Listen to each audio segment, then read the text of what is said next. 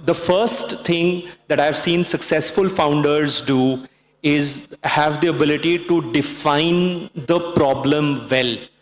Most startups will fail because you're solving for something that either does not really exist, or it exists but there is no viable demand or no viable way to meet that need. So I think the first is problem definition. I like to solve in the middle of the plate, a core need, an evergreen need, something that the consumer will definitely need. The second thing that I've seen successful founders do very well is to figure out a bunch of people around them who can really work with them on the mission. And this is your early founding, like so-called early founding team.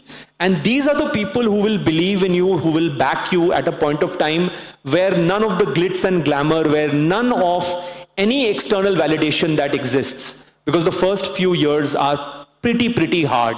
So finding that, getting those bunch of people, aligning them on the mission, and for them to stay on the journey has been the other hallmark of successful founders versus people who've had a great problem definition along the way.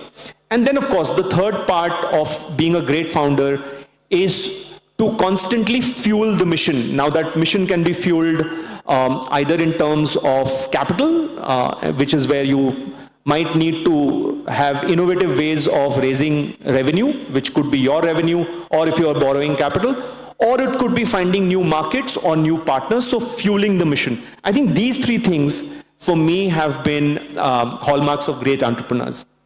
Young people and young professionals. The first thing, and this is what I always say to folks who look for, how do I become successful in my career? So three things I would say. The first thing is that for every person who's on that journey, doesn't matter whether you are a 20-year-old, 30-year-old, or 40-year-old, doesn't matter, but you should have a pretty good idea about your strengths and what doesn't really work for you. So what works for you and what doesn't work for you. So the first point is about self-awareness. The second thing is learning curve.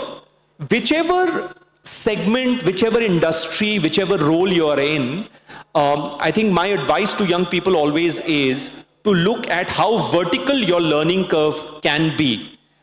Because there is something called the eighth wonder of the world, which is compounding. So if your learning curve is near vertical, it basically means that you have set yourself up for a higher degree of success. The third point is about the ability to take measured risk.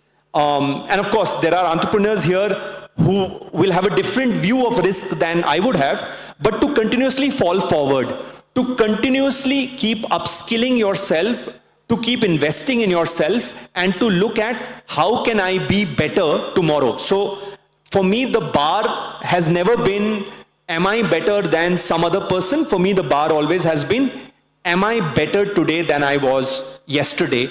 And what am I doing to be better tomorrow? So I think those are the three kind of learnings, experiences, distillations that I've had over the last 25 years of my career.